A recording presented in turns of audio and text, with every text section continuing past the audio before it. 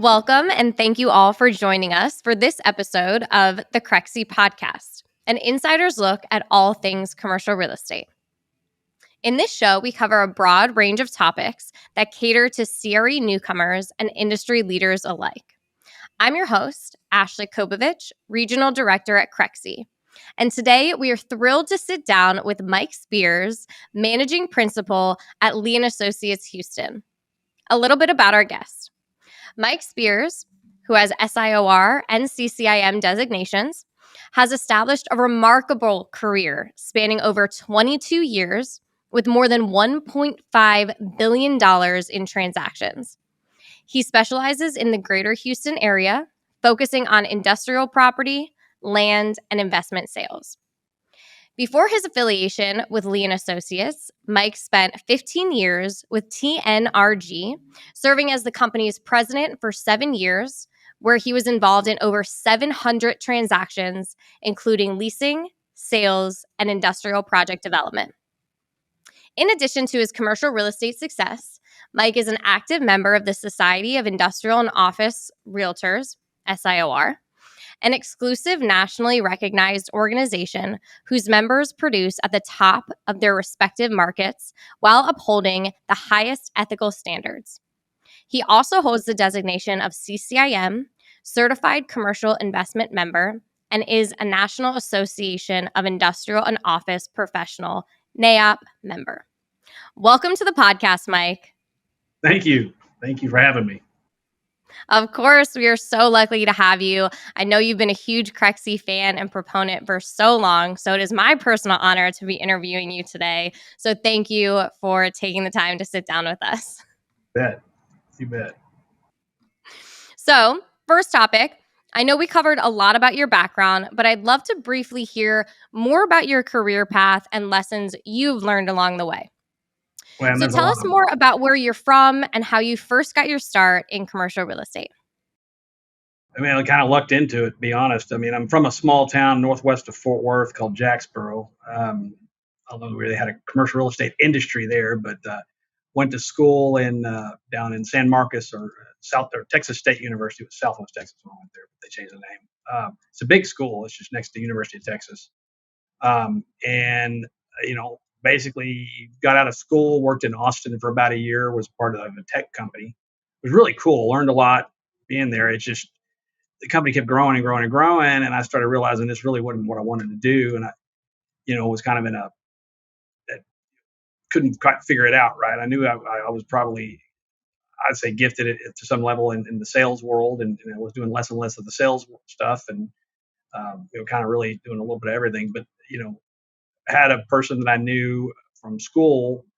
Her dad was, I'd become good friends with him as well. And I, reached out to him. He said he had a partner in Houston that was in the commercial real estate business. Had me come up really just to meet the person. I was coming to visit anyway, and sat in and met with them. And they were supposed to give me some guidance on how to, like what different paths to go into the industry and what were options available and all that. And, by the time we were done talking, I'd convinced him to hire me. And he did. And Don Eastfeld at TNRG, and learned a ton working there, and joined. And after a while, obviously became a partner and became the president. And he had me running the brokerage there, which we built it up. I mean, when I came on board, there were 2 other brokers and a property manager and a developer. And when we decided to leave to become Lee, we had 18 brokers and 5 property managers, 5 developers, and a whole slew of other staff and people that were really and really had a machine working there. I think probably what I learned best there was something a lot of people take for granted. I didn't realize. I thought everybody did what we were doing, which was a lot of speculative development. And really, there's an entirely different lens from just a typical brokerage business when you're actually doing this development project, because you're taking a lot of risk. But we would really, as simple as just basically working in a certain submarket and realizing, hey, there's 10 requirements out right now for 25,000 foot building with an acre of storage, outside storage, and there wasn't in that market. And you'd go walking in the development department with a tract of land, they'd build 5 of them, or 10 of them.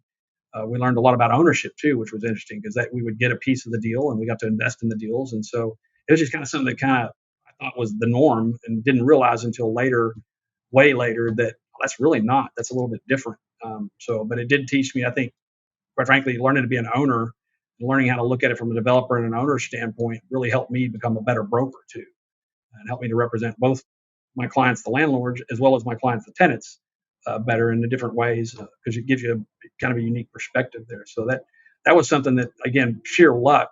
I ended up in Houston, and I guess the rest is kind of history from there. I say that, we built it up to the point where the brokerage was really becoming a very profitable entity versus kind of what it was originally there for. Originally, it was there just kind of to source deals, keep the buildings leased, and if it made a little money, it made a little money. But as we built it, I started bringing in friends from college and other people I ran into and started interviewing and did internship program, did all that stuff, and realized we had something there. And Houston was becoming more and more institutional in nature. I also, my partner Don, great guy, great mentor, but he didn't have any desire to really grow the brokerage any further than it had already grown, and really looked at it. And I think that in order to really grow a brokerage, you have to, at least my philosophy is going to be that brokers at some point they want more as they produce more, and at some point you can't just keep giving them more from the commission standpoint because you go to business, you won't make any money, and so the alternative is offer them some ownership, offer them a seat at the table, and we didn't quite have that set up or that model there. And so when Lee came around, I'd looked at several firms, possibly moving the team over there, and with Don, being on board with it as well, and we none of them really had the entrepreneurial spirit that I really wanted to keep, which was, we can buy buildings, we can develop properties, we can do all these different things that we had at TNRG. And then Lee came around, and it was, man, honestly, it was, once we got into it, I started realizing it was pretty much, we changed our business card. That's all we had to do. And we did that. It merged with Chris Lewis's group from Griffin Partners, and it was an office group. We were mainly industrial. And came Lee, and it's been a great move. It's something that we have, really allowed all of us to flourish in the brokerage business in general. And we've grown the company now to north of 40 brokers, and we're very active on the national side as well. I'm on the board of directors. I've been on the board of directors for a few years now, and we're expanding as a company nationwide too. We're now up to 75 offices. We literally just opened the Baton Rouge office, the Lafayette office, Calgary office. These are literally within the last month. So it's expanding kind of at the same rate we did. So it was interesting that Houston was running at this parallel path that our national organization was running. So it's an interesting story, at least from my standpoint. But it happened a lot quicker than you would have thought. And it's funny, you can get in the weeds and then look up on, thinking, man, we're trudging along, and then you look up and you're like, wow, this happened fast. We're a lot bigger company and a lot different company than we were when we first started. So that's how I ended up here. A lot of luck along the way. A lot of luck. A lot of luck. I mean, I think that what is the saying? Success is a lot of hard work and a little bit of luck, put together, and there you go. And it seems like you've had a huge trajectory of it. Maybe that initial person might have been a love interest dad or something like that. Yeah, Was that the case? You're gonna bring that up. It was my girlfriend's dad. Yes, my girlfriend's dad. I left that out, but yes, we all were reading between the lines, though, Mike. It's right. Okay. Well, hey, for the record, he ended up being a groomsman in my wedding. Didn't marry her. Oh, that's amazing. Very good friends with her and her husband. One of my best friends. We vacationed with them. Yep. So it was a good ending. It worked out real well for all. It's a good. Hey, it's a great ending. It got you to where you were, and beautiful story on that. But I really think especially in the commercial industry, everyone is going to say this. It's really about who you know and making sure that you're making those connections. And just in that story that you told us, you talked a lot about different mentors and your partner Don, and how they shaped your career, and being a part of the first place that you were at. You got a chance to see both sides of the transactions, how you can represent from a broker side, also what's important to the ownership. So that's really important, and I'm sure shaped the way that you even work with your clients today.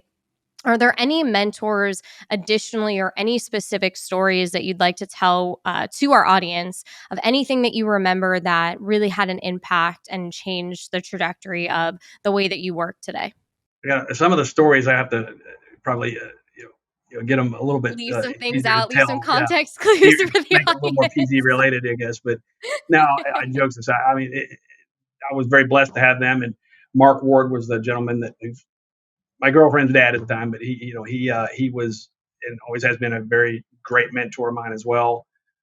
He was a business owner in Houston. Actually, when I came aboard, he ended up coming over and doing real estate, but he didn't really broker. He just developer and an owner, and let me partner in the deals. But they took the time to really, they didn't need to do that. They had plenty of other things to do, but him and Don and several other people, John Abel and Steve Resling and a number of different people, they, paths and stuff that took me under their wing. Steve Cooper, Steve Atkinson, a lot of these people that are today very successful in the business in various sectors of the business.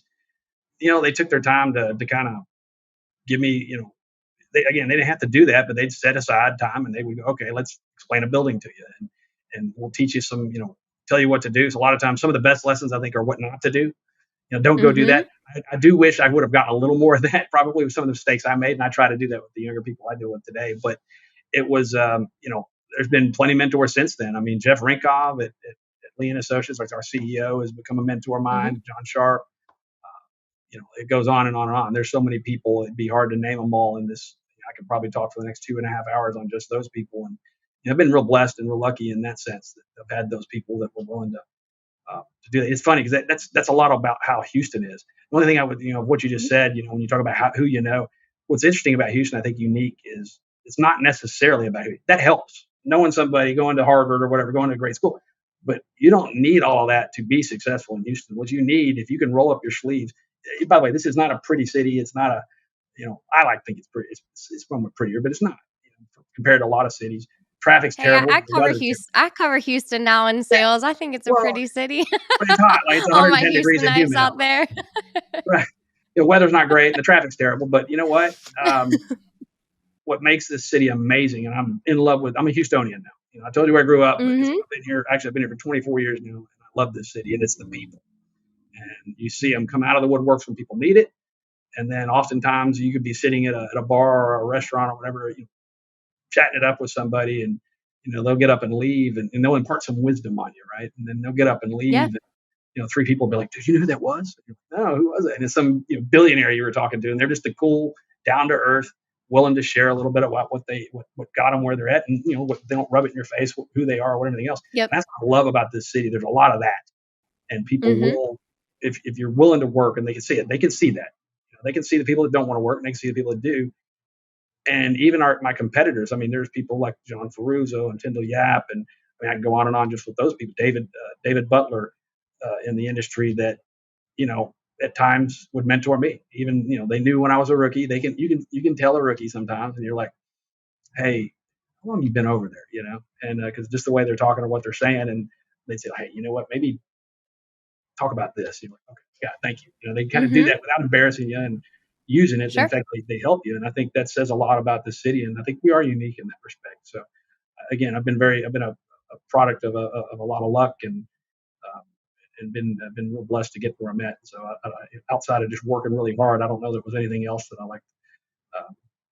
Yeah, absolutely. I mean, I've covered a lot of different cities in my day, and prior to Houston, I covered New York City, which obviously is definitely, you're in the belly of the beast and everyone is kind of out to get one another almost. But, very real. But what I've seen is exactly what you said about the people from Houston. But maybe tell our listeners, maybe who aren't from Houston or are in the industry, how do they put themselves out there? What are some skills or techniques or advice that you would give them to just say, hey, go talk to someone? I mean, you and I are both in sales. I'll go up to anyone sitting at a bar. I'll probably talk to a brick wall for 20 minutes, and entertain myself. But some people don't have that, chutzpah, so to speak, or they don't have that confidence. So how would you kind of instill that, or maybe some words of wisdom to say, hey, just go up and talk to people, and this is how to get started? I mean, that kind of it, man. And I think you're going to gain confidence the more prepared you are. And that means you have to Yep. put the time in. You have to hustle. You have to figure out and really know your stuff. Because otherwise, yeah, you can go up and talk to somebody. It ain't going to matter if you can't speak to the subject. In fact, I actually encourage younger people, especially if they're prospecting, or I said, stick with the phone. I mean, do both. Go do the door knocking, but also do the phones. And reasonably, number one, on the phones, you can cover 5 times as much territory in the same amount of time. Mm-hmm. Right? Get that many more calls versus knocking on doors in an hour. Right. 2, especially if you're real young and you just got out of college or whatever, and you look young, you're walking. It's like going to bat at a baseball game with an 0-1 count. The minute you walk in the door, it's like strike one. Well, I didn't do anything. I didn't take a pitch. Well, that's tough because you can't possibly know anything about real estate. Look at you just get out of high school, right? They think that, versus when you get your computer and you get your Crexi pulled up, or you get your info pulled up on a particular building or properties, or whatever. You can be the smartest person in the world. Nobody knows that. One on the other line doesn't know that, and then you go meet with them, right? But you've already established credibility. You're not going to have that strike, because strike two, by the way, comes when they ask you a question that you don't know right off the top of your head know the answer to, and you just got strike two, and you get that deer in the headlights look versus having it in front of you. Now, on the cases where you can't, where you have to walk up to somebody and talk to them, that's where it pays to really pay attention, man. Study up, know your market, and on top of that, don't be afraid to say I don't know, but I'm going to find out for you. If they ask you a question, they need to know the answer to it, and you don't know the answer. The worst thing you could do is just start talking, right? Then you sound like an idiot, especially if they know the answer, or they know a little bit of answer, you're way off. But they're trying to make it up. Find out later it's not. And by the way, there's a little caveat to that too, is that if you think you know the answer and you give it to them, and you find out after the fact that wasn't the right answer, you need to call them and correct it, and they'll respect you more for it. And so that's where you're going to gain credibility. That, hey, this person, they're not just going to come out and BS me. They're going to actually, if they got it wrong, they're going to come back and tell. But main thing, prepare. I mean, do your reading. This isn't. Yep. There are jobs out there and there are careers, right? I can promise you there are easier jobs than commercial real estate. Way easier. Go get one. Sure. If that's what you're looking for. But if you want this to be a career, you gotta treat it like a career. You gotta study. You gotta take the training. You gotta learn how to be the best, or learn how to really, study up on how to use the different programs and softwares and things that are available that weren't available to me when I started, and also get your SIR, get your CCIM. That's great training, great networking. That's how someone that treats this as a career is going to go do that. They're not people that are treating it like a job are going to sit around waiting on the phone to ring.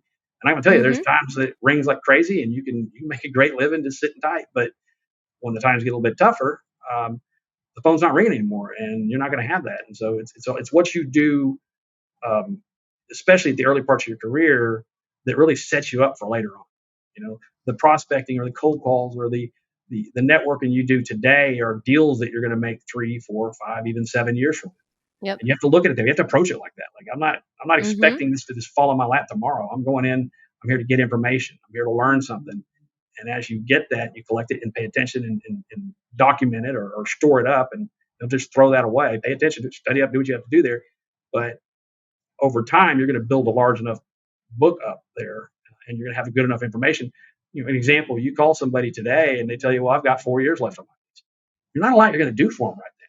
Now you want to stay in touch with them, but who knows? In 3 years they may need more space or whatever. But the reality is, you probably don't have a lot you can do with them. But I guarantee you, if you call that person in 3 years or 3.5 years, you're gonna have a different phone call, because now you know that.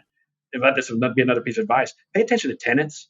The buyers, you'll get the buyers, you'll get the listings and all that. They don't come. If you focus most of your attention on tenants, that's the highest probability of success. And the reason being is because all leases have one thing in common: they expire. So someone's got a decision to make. You talk to a person that owns a building, right? They may need to move, but they don't have to. They may be all busting at the seams, and you're looking at it and they know it, and they know they need to move, but they're too busy and they don't want to mess with it right now. They don't have to do anything. You got a person whose lease expires at the end of the month. They have to do something. They have to decide, if I'm going to renew, I'm going to move, I'm going to buy, what am I going to do? So you increase your odds of success when you target those that are going to have to make a decision, right?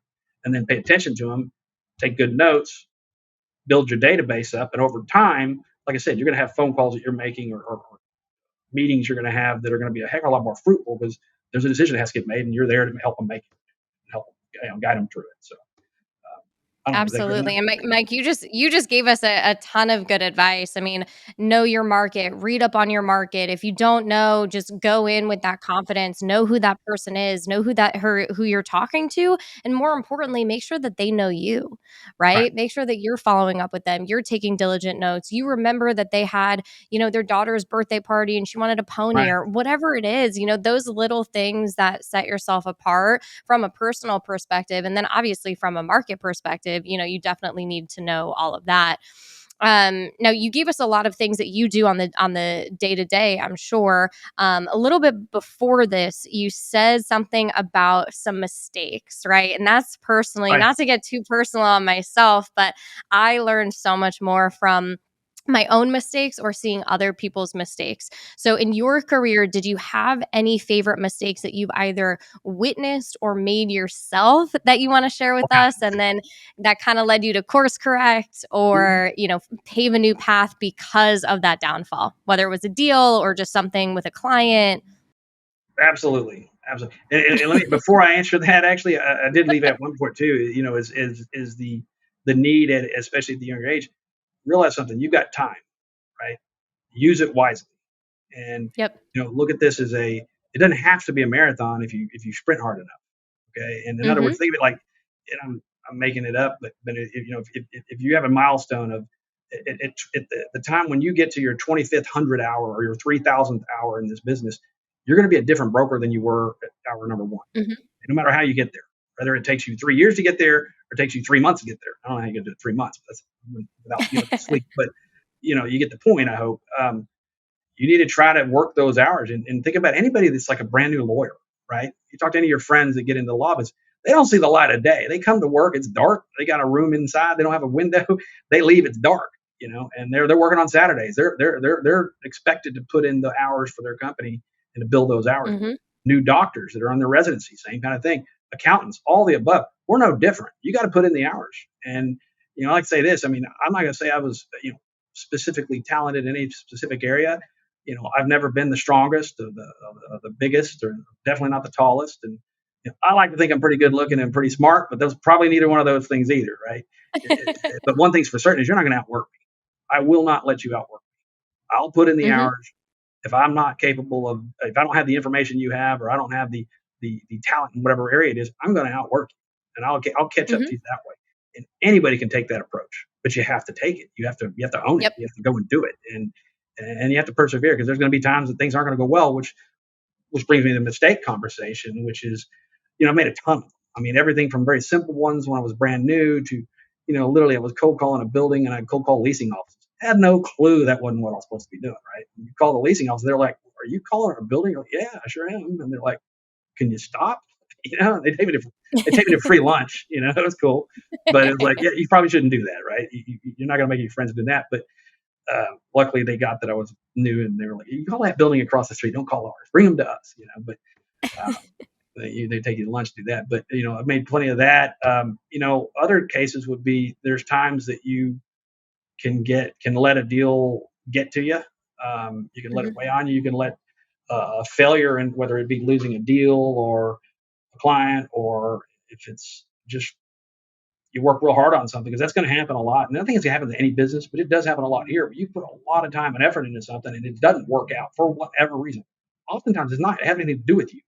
And you can't take it personally. It's nothing to do with you. You didn't contaminate that property, or you didn't cause the banks to stop financing. You didn't cause any of that, but you're going to be you're a casualty of it. And so you have to kind of take this as a role, right? Like, hey, I've got Mm-hmm. a role I'm going to. If somebody's curt with you, you don't know what happened in their life, what's going on Mm-hmm. behind the scenes, and they may jump on you or whatever else. It's not personal. They don't know you, and so don't take it personal. Just move on. And and when Yep. things don't work out for you, I got a policy, especially if it's a big enough deal or bigger, I put enough work into it. Yeah, I'll let myself kind of cry in the beer, so to speak, for one evening. Right? I'm going to go home. I may be upset, and I maybe even allow myself to. I try not to do that. I try not to bring it home to my family, because my wife will let me know Sure. about it. But I got kids. It's not their fault, But Right. I try to, but I'll allow myself to be upset about it. But the next morning, come 6:30, 7 o'clock, when I get to the office, I'm back at work, and it's time to go back to work. And you got to let whatever happened yesterday, it's gone. Move on. Go get the next one. And you take that approach. And I think probably a big mistake is letting things, weigh on you more than they should. I think another one would be really learning at some point that you can't do everything. You can't work every single thing, and you only have. When I talk about time, yeah, you can spend a lot of it, and you should, especially early on. But you know, there's only 24 hours in a day, and so at some Mm-hmm. point you have to learn. Hey, you know what? I need to ask for some help. I need to bring a partner in. Maybe Mm. I don't need to make the 100% of the commission on this deal. I can make 50% of it, and bring in a partner who's going to help me with it. And I think there's a number of times where I call the little yellow sticky that sits on your desk. You got a name and a phone number on it. You need to call this person. Maybe you drove by their building and saw they were crowded, or somebody Mm-hmm. gave you their name and said, "Hey, I think they're going to move," for whatever reason. Your networking groups, all that stuff. And I'd sit there and look at it, and I'm like, I get so busy, and I'd look at those yellow stickies, and I had 3 or 4 of them on my desk, and inevitably, a month later, 2 months later, the yellow sticky's still there. I hadn't called them, and all of a sudden you're driving down the highway and you see their new sign on their new building going up, and you're like, if I'd have called that person, that could have been my deal, right? And those kind of mistakes. So, a new Mm-hmm. rule is if I stare at that yellow sticky more than 24 hours, I'm going to hand it to somebody and say, call this person and tell me if there's a deal, but you're in on the deal now, and have them help you with Sure. it. And don't be afraid. You don't have to be greedy. Let them Mm-hmm. involve them in those deals and get them more be willing to let others get involved and share the wealth a little bit. And guess what? It comes back around too. It's better I, to work on I, 40 deals than it is to work on 10 all by yourself. So yep. I love that. I took so many things away from everything that you just said. First and foremost, though, is commercial real estate is a career. It's not a job. But I tell my sales team all the time, you want a job, I'll make the referral. I'll help you out. I'll be your biggest, I'll get you the other job, but this is not a job. It's a career. And especially in commercial real estate, you are representing your own brand, right? You're representing the company that you're working for, but people want to work with you. So absolutely do everything that you possibly can to set yourself apart. But second, I mean, don't be hard on yourself, right? Things go wrong all the time, and sometimes it's you, sometimes you made that mistake, but sometimes it's completely out of your control. So roll it off, be upset about it for 20 minutes, but then go home and love your family, right? right, It's not their fault, that's right? why you're Pick here. it up, go through it the next day, because 90% of sales, I say this all the time, is in between your ears, right? And you can manage that head, you can manage everything. You just keep going, you put that time and effort in every single day, and you're going to get there. And third, I think that so many people, especially salespeople, were very egotistical. So it's very All right. hard to ask for help. And I think that the number one thing is recognizing and realizing when you can ask for help, because just as you said, you can do 40 deals with other people, or you can do 10 on your own. You're going to make more money when you're doing those 40, and you're going to learn more, right? Because then you have other ideas that you can, bounce off of and things like that. So that all of those things just really resonated with me, and thanks for sharing. You're welcome. I definitely So think coming it's back, important go to ahead. develop good habits early too. I mean, it's so hard to learn them Developing later. good habits early. What are some that you do, every single day that are pivotal to your Right? career, that are, I tried and can tell you true? something.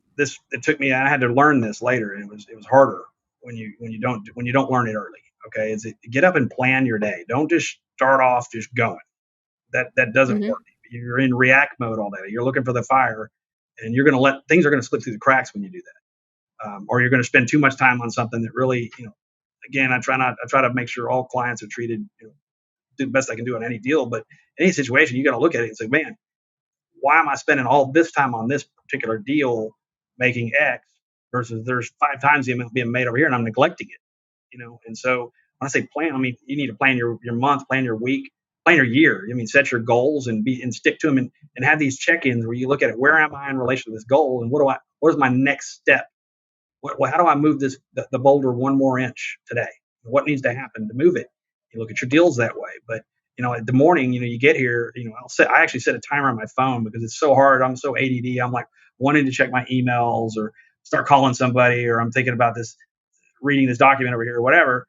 And I realized, what I said, and I always do a weird odd time. Just I don't know why. It just mentally helps, to not have it an even number. And it's like I'll set it for 23 minutes or 25 minutes, right? And I do not stop planning my day until that buzzer goes off. It's only 25 minutes, or even if it's 20, right? If I'm real slam that day, I may do 20. But no matter what, you don't deviate. Stay on the paper, write down what you have to do, figure out what you can delegate off that plan. Why are you waiting to delegate it till 1 o'clock? Delegate everything at 8 o'clock. That way, it's all getting worked on while you're working on other things. Um, you know, Look at something and go, is that really an action, or is that more of a multi-step process here? Because if it's a multi-step, list out the steps.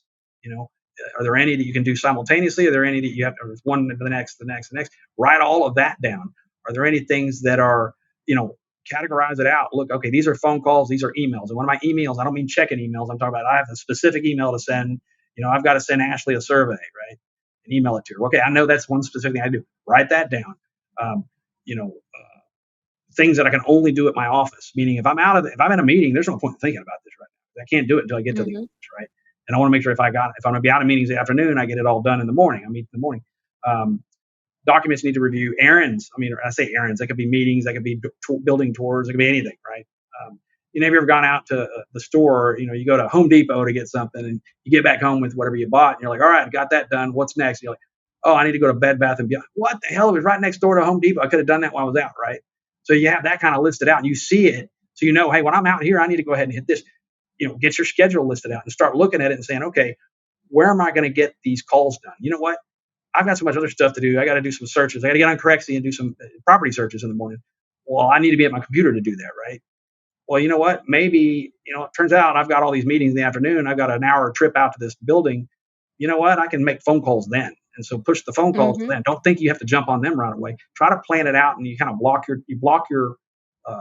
you batch your tasks, put like tasks together, and then block time to do those tasks. When am I going to do this? And is it feasible to think I can even do it today based on what my schedule looks like? So you do all those kind of things. When you plan like that, you're going to get 5 times as much done. Who was it? Was it Benjamin Franklin said, if you fail to plan, you plan to fail. And it's true. If you don't go out and plan it, you're going to you can take the same exact list of things, right? And if you just go in and you don't do any of the planning, let's say your list is sitting over here, you didn't make it. It's just in your mind, it's a list. You're going to get 2 or 3 things done on that list today versus, I'll get 19 things done because I planned it out and I figured out when I was going to do it. Because by the time I got to go into those meetings, I realized I didn't do the Crexi search I needed to do. And it's not getting done today because I'm in the car now. I can't do it from the car, right? So think like that. When you do things like that, you're going to be more efficient. Other things, I'll talk about time management. Probably the 2 most important things for anybody to learn in this business, and I think any business really, is time management and organization. We're not wired to be organized. We're brokers. We're all ADD like that. We're hunters. There's so much crap flying at us on a daily basis that, man, it's real easy to get unorganized. And it's easy also when you're early on to not really not understand the importance of it because, you could, for example, when you close out a deal, I get a sales deal done. It's easy as a young broker. You just throw it in a drawer and you're done with it because you're busy doing other stuff.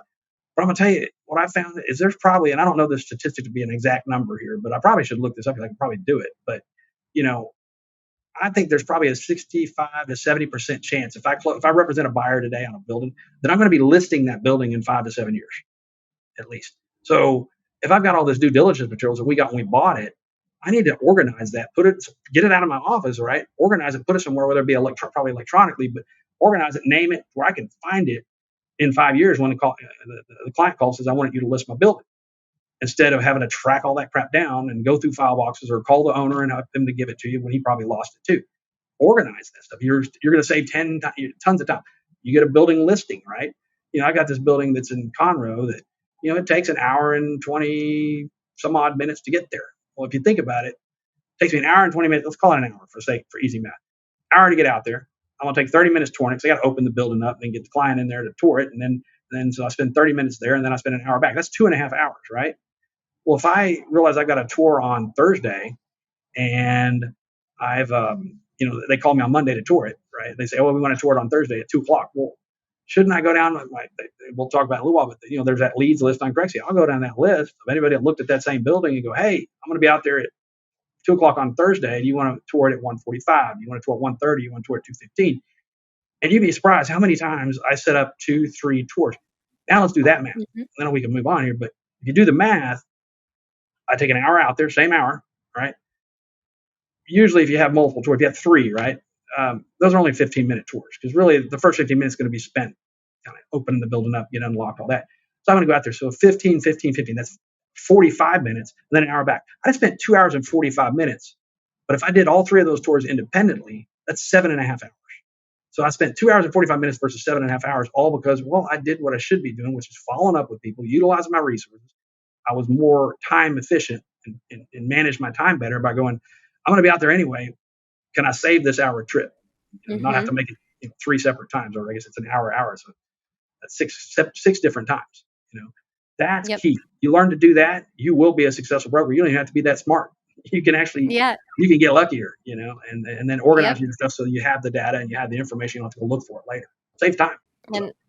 And that's the key, and it's saving time. And what I always hear, I mean, obviously self-care is a huge topic, every day. And for me personally, I don't necessarily think self-care is like getting a massage and a facial, which obviously I love to do, but self-care is me setting myself up for something that my future self is going to be happy for.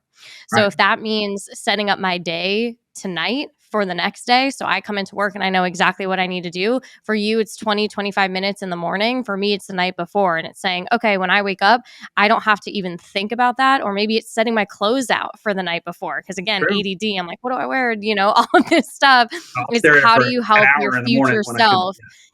Exactly. How do you help your future self save time and get prepared to bring your best self to that meeting, to that next day, whatever it is. So absolutely that applies in every facet of your life. Right. So, moving on to the second topic and diving into what we're going to talk about today, I'd love to talk about the current state of commercial real estate, both nationwide as well as in your home market of Houston. So, will you give our listeners a 30,000-foot overview of the commercial real estate sector today? So, what trends are most worthy of attention, and what, in your opinion, is just fluff?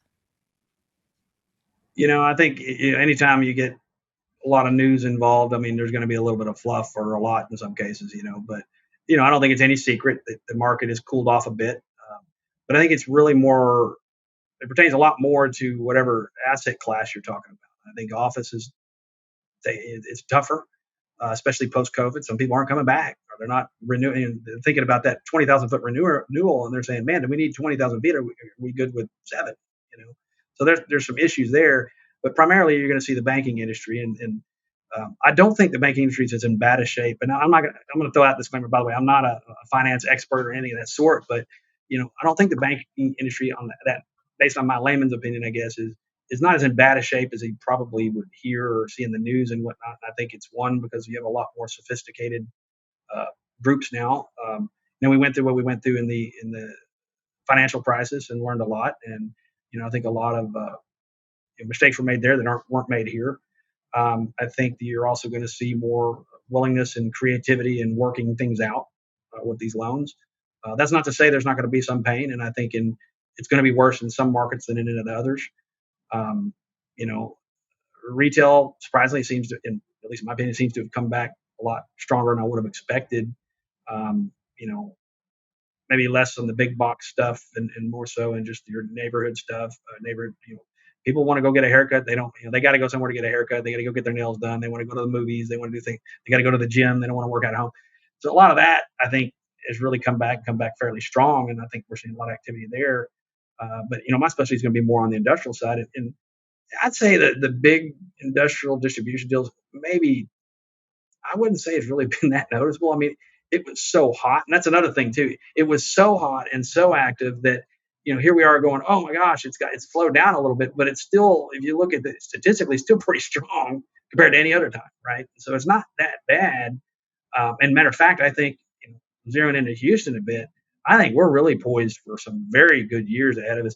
We're going to go through some of the same that everybody goes through in certain areas, but I think that distribution, we have a population that's still one of the fastest growing in the nation. I think there's so many things about Texas in general that really play in well for businesses wanting to move here. And you have your Texas Triangle, you have Austin that essentially they operationally, and how it works. You got Austin that operationalizes the ideas of Silicon Valley. You've got Dallas that leverages its banking system to you know make those ideas a reality, right? And then you got San Antonio that's really good at anything you can put on an assembly line. They've got a below Texas average cost of labor.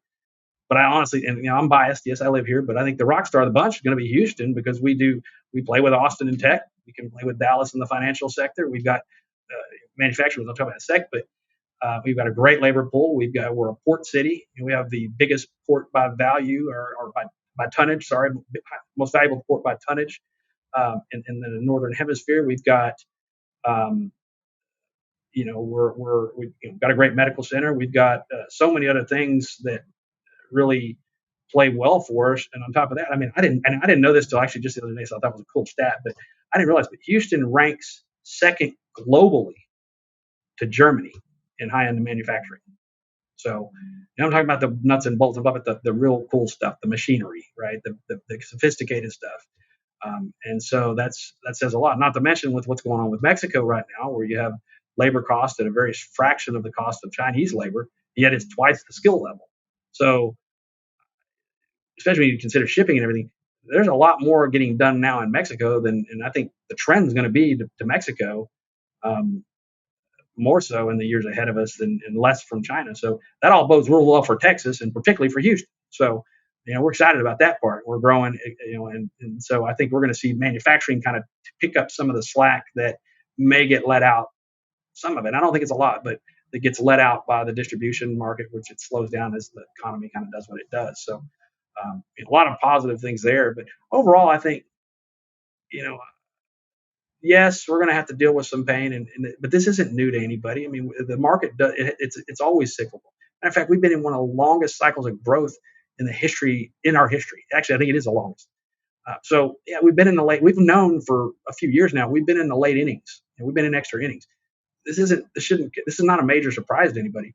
I don't think we're going to see any wide scale systemic collapse or any of that kind of thing. But there's going to be a pain, and it's going to have to get corrected, and it will correct. And again, being where we're at and located where we're at, we're actually just like with the last recession. I mean, we were actually positive in our growth. Everybody else was big negatives, and we were crying about slightly positive, but we were very insulated, and that's because oil was what it was, and we are the energy capital of the world. So that benefited us a bit. But I think it goes for everybody at this point. I think probably office is going to be the hardest hit, and will continue to be that. But for the most part, and we'll talk about it. I think it's also some of the other questions. I mean, we'll talk about it in a minute, but it really comes down to fundamentals, and how when you go about buying a building and approaching it. So. Absolutely. And you kind of mentioned it almost leading into it. So learning from the financial crisis, what other ways is this different, and is this typical of market cycles? So, you kind of mentioned, or we're starting to increasing rates and inflation and things like that. So what's different now, and kind of what's the same? Well, obviously I think the interest rate situation is that's let the cat out of the bag, right? That has changed things. But again, I would go to the fact that if you look at, I think it's the last 40 or 50, maybe it's a 40-year average or 50-year of interest rates, we've been at like 7. It's like 7%. I mean, 6.5, 7%. We're not that high over the average for the last 40 or 50 years. We just got so used to and spoiled at this really low interest situation. And I think it opened the door for people to make some mistakes and probably overextend themselves on some properties where probably should have been that crazy with it, because when you have that loan that you have to renew and interest rates have gone up a significant amount, that's going to change the ball game here. So you better watch it. And I think a lot of people were smart enough to see it coming and started divesting a bit and started getting paying their loans down, things like that, so that when it came time to refinance, they're not underwater here. But I think probably more than that than what people would probably realize. I think when you watch the news, you say, "Oh my gosh, it's about to all go," but go to nothing or whatever. But well, how it's different. I mean, I think that again, we learned our lessons, or learned a lot of lessons the first time around. A few years. What was it? It's been a while now. What, 15 years ago? Wow, that happened. It didn't seem like yesterday. But on top of that, I think that this time around, we have other factors that are gonna really push us out of it. And I think we're looking at a probably fairly mild downturn if it even occurs. I mean, there's still a chance we don't have to do that. But so I think it's not as, I don't know. You see enough of them, and you accept the fact that it is cyclical and it always will be. And I promise you, if it's up, it's going to come down at some point. If it's down, it's going to go back up. We just ride it. And if anything, this is about the start of when people really make money in real estate. Mm-hmm. When actually the market's down, not when it's good. So. I don't have a crystal ball, Mike, but I knew you were going to say that. every if single did, person that I. Right now. Yeah.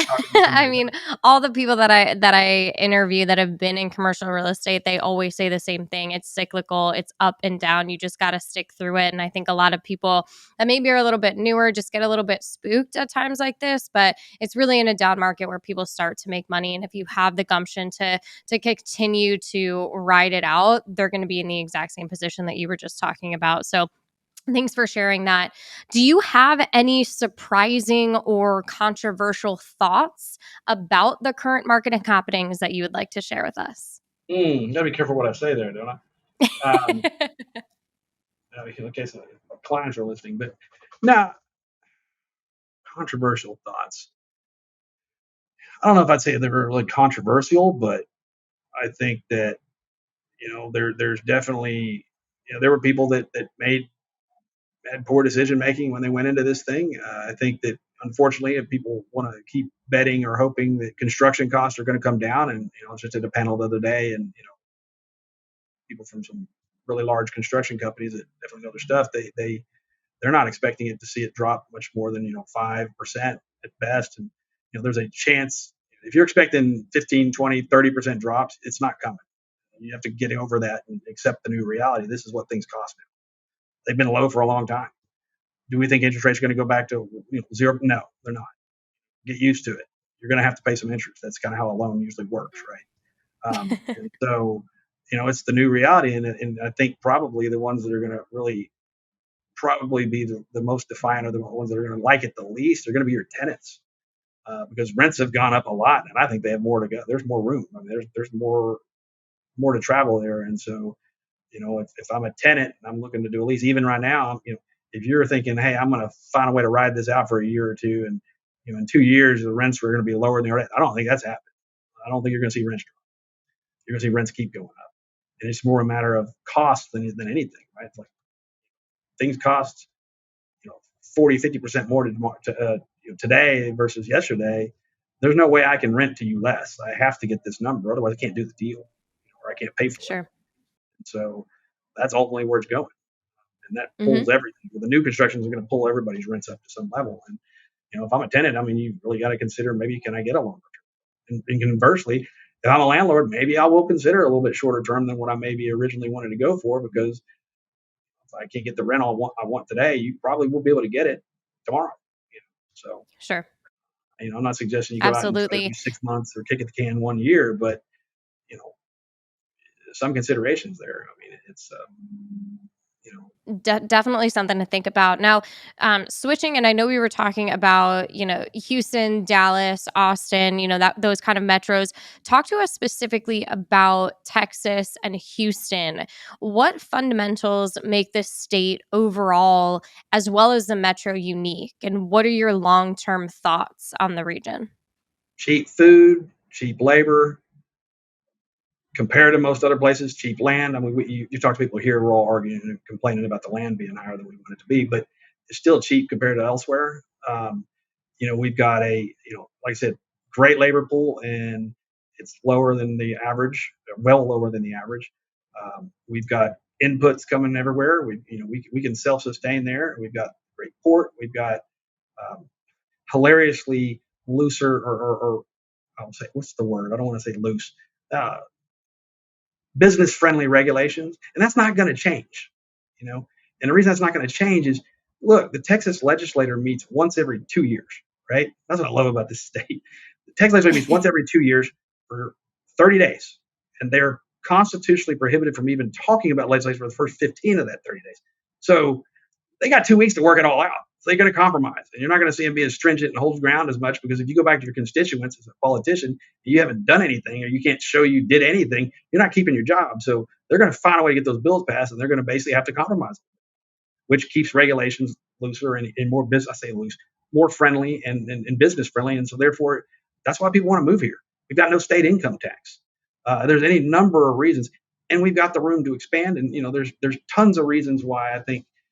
Fundamentally speaking, Texas is a great, the prospects for Texas are great. And I think they're going to continue to get better. Tons of business. Like I said, they're moving out. We have a little bit, we're better with or I say better, but you don't see as much of some of the issues you see in some of the big cities. We have our share of issues. I'm not going to say they don't exist, and I'm not going to, I'm not saying this is like, perfect, but compared to some of the other cities, I won't name them right now, but they're having problems, and people are shutting down and moving out because of safety concerns. Well, they don't have them as much here. They're coming here because of all the other reasons I just named, on top of the safety concerns. This is where you can conduct business. And so the prospects for Texas and Houston in particular, being the rock star of that bunch, like I said, I think it looks great. Stuff that's going to happen on the border, with Laredo and McAllen and other cities like that. You're going to see distribution jump up there. Why? Because all that stuff coming out of Mexico has got to go somewhere to get sorted and sent out to where it's going. And so it just makes sense, logically speaking, in so many different ways. So move over, Mike. I'm coming to Houston. We got room. Awesome. Well, appreciate that insight. And kind of switching to our third topic here. So, with all this market knowledge in mind, we'd really love to tap into some of your career experience regarding what younger brokers or investors can take away from this conversation. So, you have a unique perspective as both broker and investor. What advice would you share with your fellow principals or potential clients seeking to navigate the market today? Good or bad market, if you get a fundamentally sound property, it's going to do well.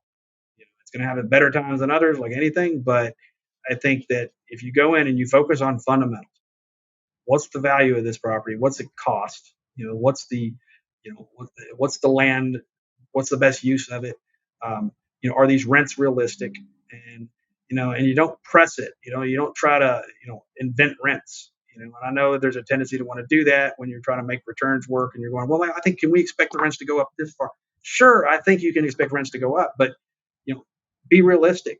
And when you do that, and you have again, you go with the fundamentals, the things that make a deal work: location, you know, access, um, you know, generic side of the things. I mean, there's so many things you can go off on that whole subject alone. But is this building? Does it give itself the ability to lease or to target the largest possible audience, right, or the largest amount pool of prospects, right? An example. Say I have a building that's, and I'm thinking more if I'm a user and I want to move into that building, one day I have to consider I'm going to have to get out of this, right? If I'm okay with a 18-foot clear height building because my company, I only stack things 16-foot tall, something like that. Maybe pay a little bit extra. There's not much more to get the 24 or 28-foot clear height building. Why? Because when I'm ready to sell or lease this thing, if somebody needs 18 feet, they can take 28. But if they need 24 feet, they can't take my 18-foot building. They can't read it. So focus on things like that. Am I landlocked? At some point you have to realize, hey, don't cover more of your property up solely because you need an extra 5,000 foot of space. Go lease a building or go buy another piece of property and do it there. Because at some point you're gonna devalue your property, right? Or you're not gonna get the return on what you're spending on it. Especially if you're in an area like downtown or in the Heights area where they're knocking down buildings that they're actually kind of done with it. But where they're going to knock down the building and build townhomes on top of it. They don't care what you just spent to improve your building. They see no value. And if anything, it's cost them more to demo, right? Pay attention to those kind of things. As an investor, same kind of thing. You want to pay attention. Am I allowing myself the largest possible group or pool of prospects? And sometimes it means, you're going to pay more for an asset that allows that than one that doesn't. You're still better off going there because you're going to be the first one that gets leased. There's nothing worse than an empty building and having to write a check and deal with waiting around and hoping that you get the right deal, or having to wait on the other 3 buildings that are out there to get leased before you even get looked at. So if you want to be the first one, and so make sure you're set in that kind of position. And it also goes down to when you're buying it, don't try to make that deal work. It either works or it doesn't. Be realistic with your expectations. Again, you focus on the fundamentals, you're going to be fine no matter what. You'll keep your building leased, maybe a little bit lower rent in a bad market, but you know what? It's going to be leased. It's going to get carried, and you'll be good to go. Or you can get out of it. Problem with real estate teaches a lot of the younger people the only disadvantage I say, or one of the big disadvantages, the biggest, is going to be it's not liquid. You tie your money up and it's going to sit there until you get out. Sure, you get commercial real estate, you can get rents out of it and all that fun stuff. But at the end of the day, if you want to pull your money back out, you have to sell it or refinance it. But mainly, you have to sell it, and you need to make sure that you're positioned going into it that you can get out of it, whether leasing it or selling it in a timely manner that makes sense for you. And I think a lot of people look at users and investors, but primarily say users are going to look at a deal. They're going to look at two main things. They're going to look at functionality. I mean, does it work for my company or not? If it doesn't work for my company, there's no point looking at it, right? Does it have the amenities I need? The second thing they're going to look at is financial, and they're going to say, is it, can I afford it? Right? Can I afford to make the payments? Can I afford to occupy this building? And then part B on the financials, is it a good deal? Am I paying the right price for it? Sometimes you have to get over the fact that you're paying market because by definition, you are the market. So trying to think you're going to get something below market just because you want that, it's not going to happen. You are the market. Get ready to pay market and be okay with it. But it's market. You are paying market. And the third thing, again, I think that most people don't look at that I think is just as important for us too, is going to be your exit strategy. How am I getting out of this thing? Identify that going in. If you can figure it out before you get into the deal, you're that much better off, because one day you will have to get out one way, or you may need to get out, or may want to get out. But you want to be able to do it easily and not have to go through any amount of pain or financial loss to do it. That's all I got. Yep, absolutely. I mean, it's the here and now, plus it's the future self. What is this going to benefit me in the future, and how can I look at that now? So appreciate all of that. Now, again, talking about some of our younger folks, younger brokers or younger investors, what's changed in the business? So tell us about some of the opportunities that are available today for young commercial real estate professionals that you didn't have before, or what tools should they be taking advantage of, and why? Oh my gosh. I mean, what has changed? Everything. Except for one thing. I'll tell you one thing that hadn't changed that I think is interesting, and people do overlook this, is the one thing that hadn't changed, and it probably will never change, is going to be the concept of a relationship. How important it is to foster those relationships, to maintain them, to be that trusted advisor. Sometimes that means you're not getting paid for every single thing you do, but making sure that, and by the way, you did a great job on that deal. 7-year lease, you wait 6.5 years to call that client and say hi. You probably, they may not be your client anymore. There's plenty of other Mm-hmm. people have been calling them in between then. You need to stay in front of them and be an advisor. Be willing to help them out when needed. They need a roofer. You have contacts. Build your list of contacts and sort and vet them out. Don't just send them somebody. Just because you haven't. Now, if you have to do that because you don't have somebody, that's fine too. But you need to tell them, hey, I never use this person, so I'm just giving you a name and number that I heard from somebody else. But try to vet those people. Try to get experiences with those people that you're going to send them. Be that kind of advisor, and it pays on long, because you want to be the first person they're going to pick the phone up and call when they see a deal, or when it's time for them to make a decision, or they need help with something. You want them to be the one to call you, and you need to stay in touch with them in the process. Having said all that, what's changed? Oh my gosh! I mean, let's put it this way: when I got in the business, we were using a fax machine still, so that was painful. I don't think it's 12, 15 years since I sent a fax. I mean, most of the younger people in my life don't even know what a fax machine is. Good for them. They don't want to mess with that. When PDF was around, it was like, oh man, you couldn't send a file because it was too big, right? It would jam an email. So now we got all these cool tech there. But I mean, you got web services that weren't around that are around today. You got everything from your CoStars and your LoopNets. Crexi is one of the best, if not the best, out there, for reasons I can talk about in a minute. But use them. And by the way, don't just use them, especially if you're brand new. Man, take the time now, before you get busy, before you get overwhelmed, and especially if your company, like we have a program where you bring you in for the first 6 months as an analyst, and you're doing a lot of work for us. But I also say, look, this is the time. Like now, go take those. Call Crexi. They'll come and teach you. They'll go online and show you how to do a certain thing. Don't try to learn it all in one day, because you're not going to. But don't just be good at one thing in it. Most of us are good at 20 to 30, use 20-30% of any given program. It's not because we don't want to use more of it, it's we don't even know how to use it. We don't even know what exists there. And we're also busy running in a million different directions that we don't take the time to do it, although we should, because we'd be more effective. But man, take the time, be the best person, especially newer in the business. Our job is to bring value to our clients and bring value to a transaction. Your job is to bring value to other brokers, be able to do something they can't do. And when you take the time to learn these technologies, you are more, and these younger people now, they grew up with technology. And so they've had it their whole lives. And so, my gosh, you are going to be way better at it, or they're going to be way better at it than I am. And, and they don't have to go through the pain of learning it that I have to go through to do it.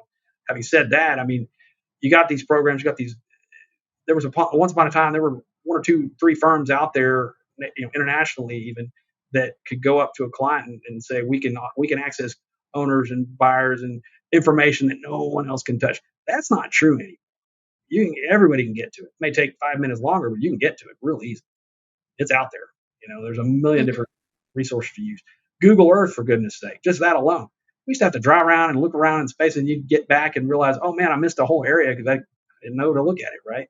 Drones, cool stuff like that. But I mean, now you can literally look at Google Earth and something as simple and mainstream as that, and go, oh look, I need to hit this area over here, or oh wow, oh man, we knock all these trees down in this land we're looking to buy. That's not going to look good, so maybe we don't want to buy this, right?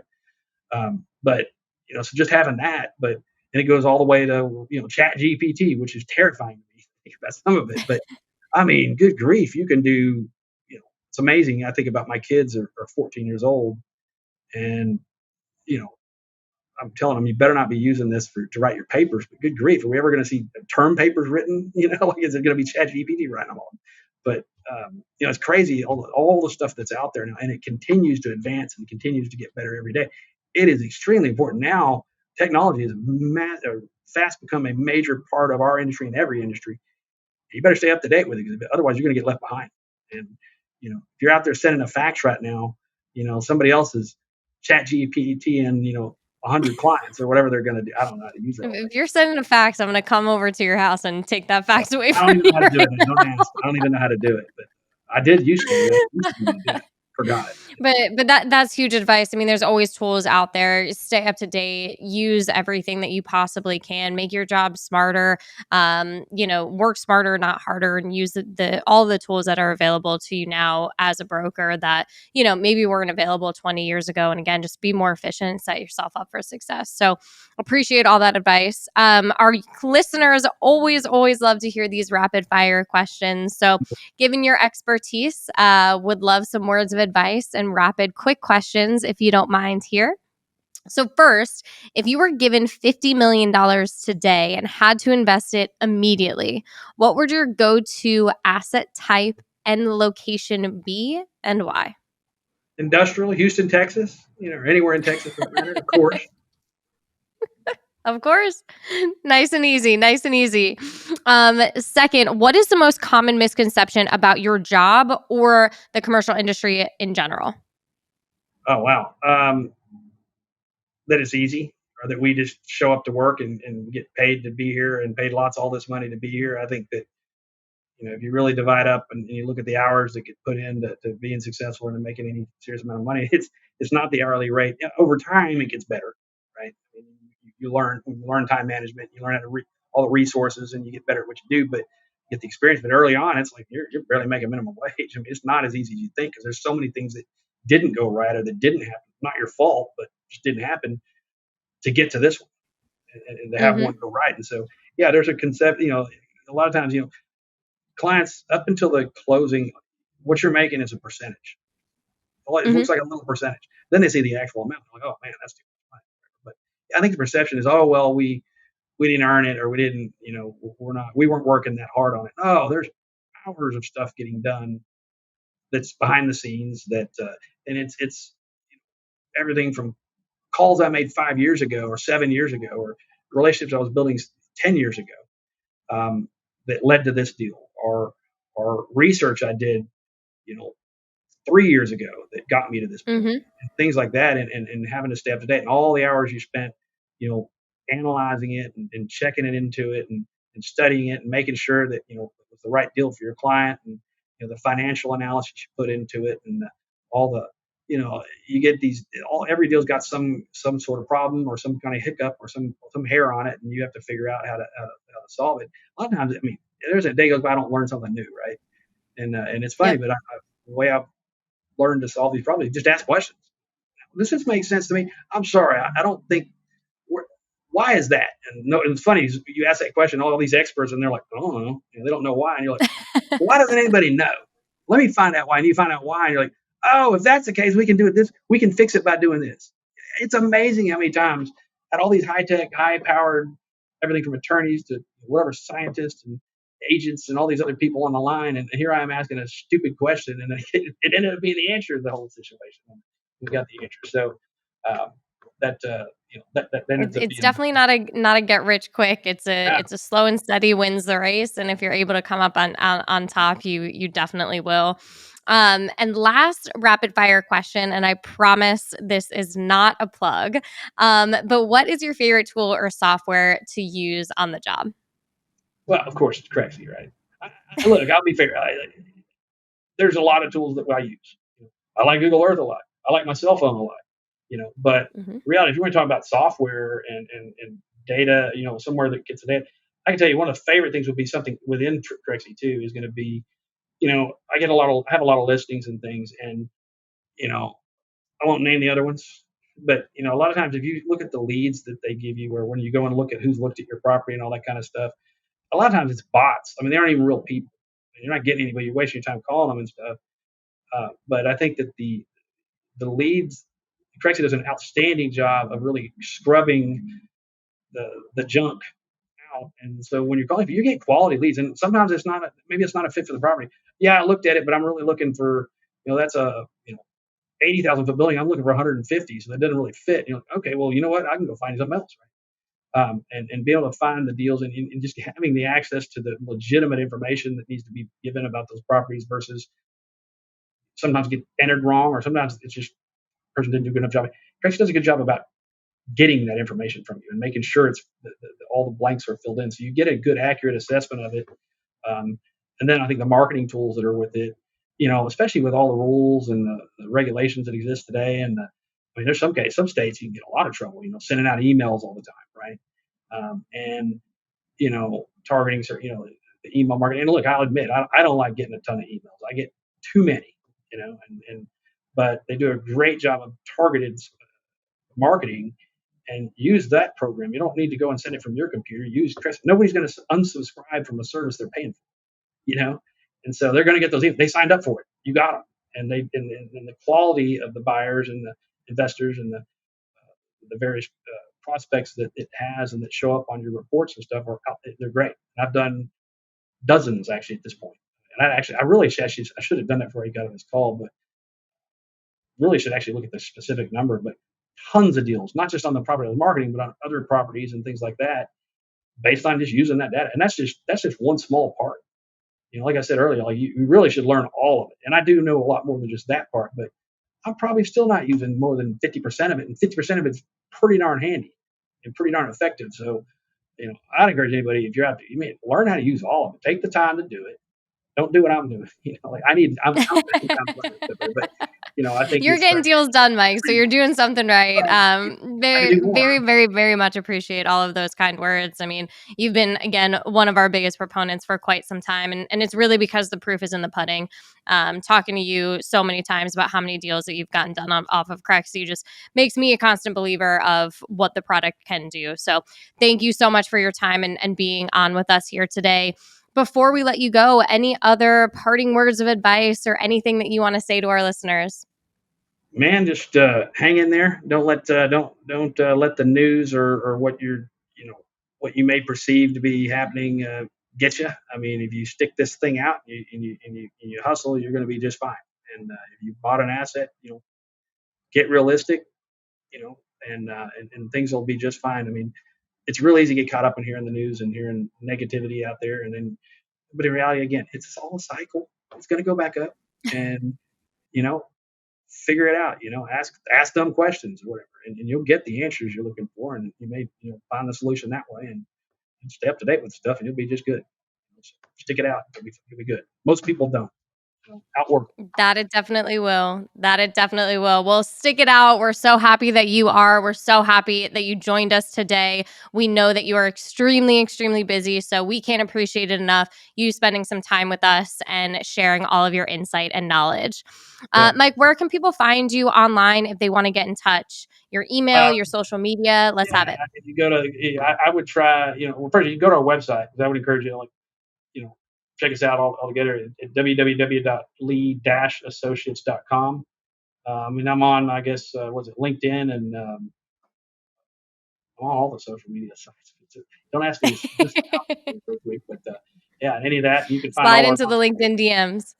I mean, I'm good. I'm best if you call me on the phone. You can find all that data on the website. Call me. I'm happy to help or do what I can if you need something. Awesome. Well, we love that. If I don't have the answer, I know people in my office that probably have it. So that's perfect. That's perfect. Definitely give Mike a call. I've called Mike personally a couple of times. He's always answered for me. If not, he'll always call me back. So the phone is definitely your best bet. So thank you, Michael, again. And thanks to everyone who joined in today. If you enjoyed this episode, do not miss the next one. Visit go.crexi.com/podcast and sign up to get the next episode delivered straight to your inbox. Of course, you can always subscribe to the Crexi Podcast on your favorite podcast app and check out our YouTube channel for video recordings of each episode. Take care and be sure to tune in next time.